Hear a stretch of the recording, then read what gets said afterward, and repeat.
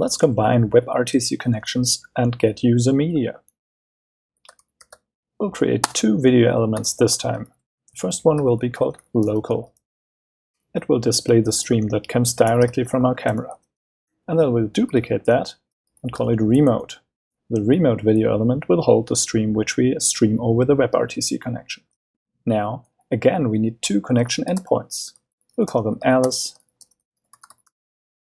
and Bob. Video streaming over a WebRTC connection requires us to implement the ICE handlers. So we'll say Alice on ICE candidate,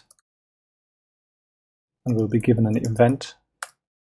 And from that event, we can check if we have an ICE candidate, which is a combination of IP address and port. If so, we'll pass it on to Bob.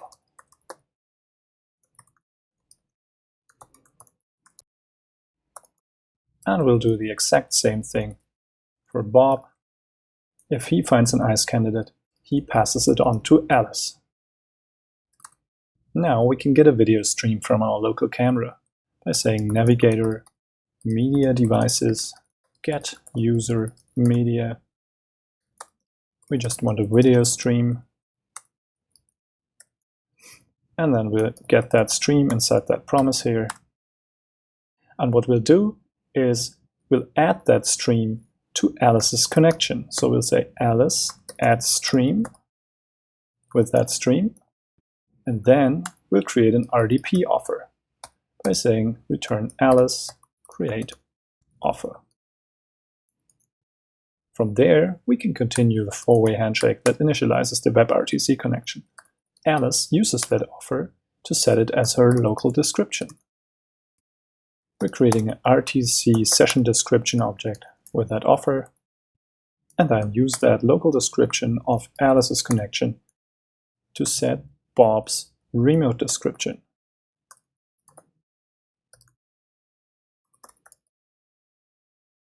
Next, Bob creates an answer to that offer.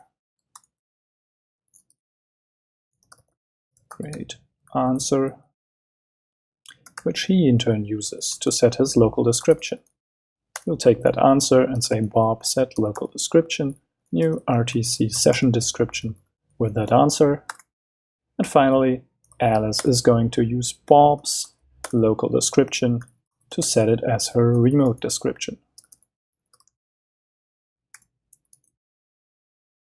Now there's only one thing missing to actually display those streams.